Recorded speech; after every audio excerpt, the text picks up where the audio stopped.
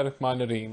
देखिए, जब हमारी विकटें गिराई जा रही थी तो तब एक एजेंडा था कि हमारी पार्टी को जो है वो ख़त्म करना है और पीटीआई को नाफिज करना है। अभी ये जो विकटें जिनको आप कह रहे हैं गिर रही हैं, मैं नहीं समझता विकटें गिर रही हैं। 9 मई को एक रेड लाइन क्रॉस हुई जो पाकिस्तान की 75 साल की तारीख में नहीं क्रॉस हुई।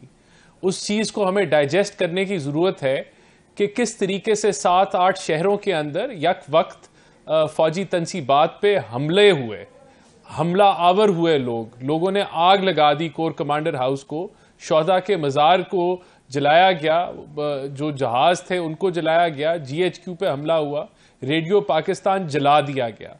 ये कभी नहीं हुआ पाकिस्तान में। तो फिर उसके बाद मैं समझता हूं कि जो रियलाइजेशन अगर किसी को आ रही है वो अच्छी बात है, क्योंकि ये अगर इसी तर्ज की सियासत आपने करनी है कि आप कहते हैं कि ये मीर जाफर हैं और आपकी डिमांड ये कि मुझे सिलेक्ट करें, मुझे वही मावनत दें। आप कहते हैं कि ये मुझे कत्ल करना चाहते हैं और दूसरी साइड पे आप उनसे कोशिश करें कि हमारा समझौता हो जाए, राब्ता हो जाए और आप मैसेंजर भेजें, और आप जो है वो पूरी जो एक आलमी साजिश की झूठी बयानियां बेचें, अवाम के अंदर इश्तिहाल डालें, और दूसरी तरफ आप अमेरिका को कहें ये तो बाजवा ने हुकूमत गिराई, पीडीएम ने गिराई।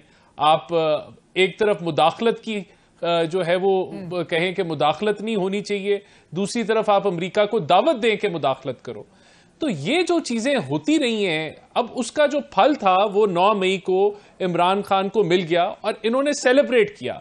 बीनिश, इन्होंने सेलिब्रेट किया 2-3 दिन जब ये एक अपने हाइप के अंदर थे कि ये देखो हमने क्या कर दिया।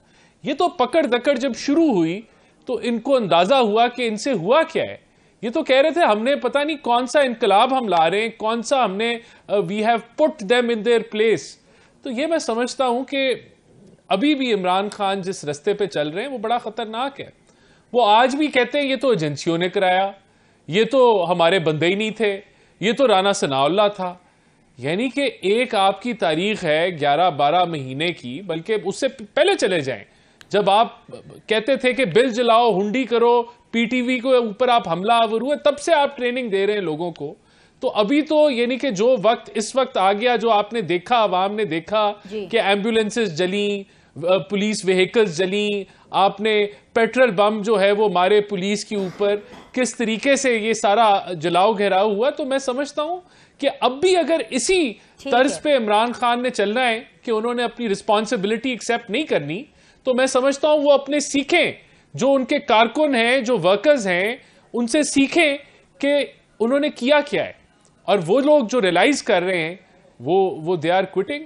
वरना मैं समझता हूं कि जो सूरत हाल है और जो एविडेंस इकट्ठी हो चुकी है, ये तो बड़े यानी कि मेरे ख्याल से वो जो तोशा खाना है, जो घड़ी का सारा मामला जिस तरीके से हुआ, फिर ये जो अल-कादर ट्रस्ट का मामला है, फिर फराह गोगी की जितने उनके ऊपर एलिगेशंस हैं ट्रांसफर पोस्टिंग के, मेरे ख्याल से मेरे पास ये इन डेप्थ इंफॉर्मेशन तो नहीं है, लेकिन मैं आपको यही चीज़ें होंगी जो इतनी जो मशहूर हो गई हैं अब, यही वो करप्शन के एलिगेशंस हैं। पंजाब की ट्रांसफर पोस्टिंग, ये आपको जो मैंने आपको चीज़ें गिनवाई, और ये बड़े कह लें कि धड़ल्ले से होता रहा ये सब कुछ। और मैं समझता हूँ ये एक अपॉर्चुनिटी थी इमरान खान साहब के पास, क्योंकि वो उनके DGIS थे और वो उनकी मदद करने आए थे। मदद कैसे करने आए थे कि जब वो उनको फाइल दे रहे थे तो वो उनको आगाह कर रहे थे कि उनके इर्द गिर्द क्या हो रहा है। अच्छा, आप कतई कलामी की माजरत चाहती हूँ, लेकिन राना साहब आप जिस तरह से बात कर रहे हैं, इट साउंड्स लाइक आप अजम्पशन पे बात कर रहे हैं। आप जैसे कह रहे हैं कि आपको पता नहीं है, लेकिन हम सब के लिए, और आज के बाद मेरे ख्याल से शायद आपके लिए भी जानना इसलिए ज़रूरी है क्योंकि पार्लियामेंट बड़ा ही मुकद्दम किस्म का फोरम है। उसके ऊपर अगर एक प्राइम मिनिस्टर एक चीज़ को लेकर जा रहे हैं और वो कह रहे हैं कि जी DGI को उस टाइम के इसलिए हटाया गया क्योंकि उन्होंने कोई बुशरा बीबी के हवाले से, करप्शन के हवाले से कोई फाइलें तैयार की थी, और वक्त के वजीर आजम ये कह रहे हैं उस वक्त के वजीर आजम के बारे में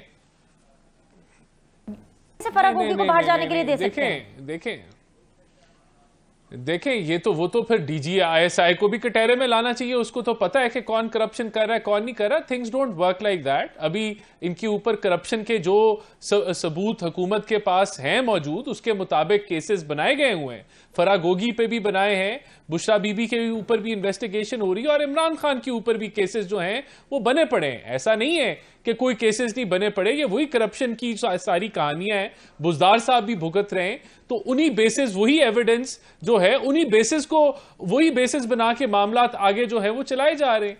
ऐसा तो नहीं है कि वो फाइल जो है वो कोल्ड स्टोरेज में रख दी गई है।